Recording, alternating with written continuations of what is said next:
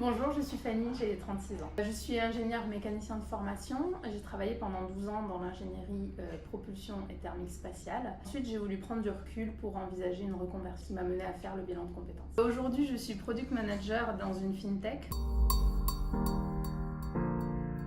J'ai fait un bilan de compétences leader. Mon but, c'était de faire un point sur mes compétences, mes appétences, mes envies pour dessiner ce que je voulais faire par la suite.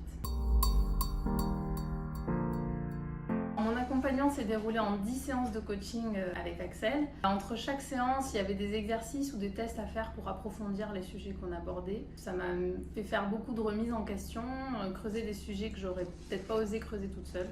Lors du bilan de compétences, on a découvert que j'avais des appétences pour les qualités qui sont requises pour ce métier-là. Et en creusant un petit peu, on a trouvé une formation que j'ai pu faire en mode bootcamp qui m'a permis en un mois de découvrir et d'appliquer ce métier, de trouver dans la foulée un poste assez rapidement.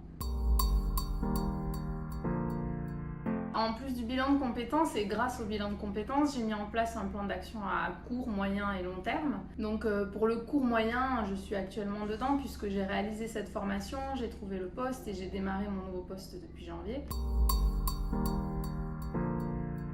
Ce que j'ai le plus apprécié dans mon bilan de compétences, c'est la relation avec Axel qui m'a tout de suite mise en confiance. Il y avait beaucoup de confiance et beaucoup d'écoute de sa part. Ça nous a permis d'avancer vraiment bien, d'avoir ce lien de confiance et je me sentais à l'aise, j'avais envie de venir à chaque fois.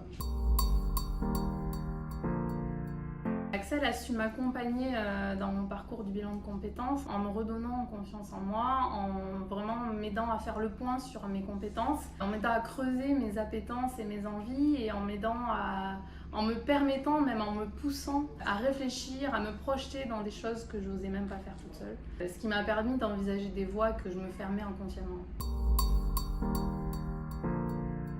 Actuellement, dans mon nouveau poste, mon objectif c'est de m'y épanouir globalement. C'est vraiment passionnant, donc je suis très contente de ma reconversion. Mon objectif c'est de continuer à m'épanouir dans ce poste pour découvrir toutes les facettes du nouveau rôle que j'occupe.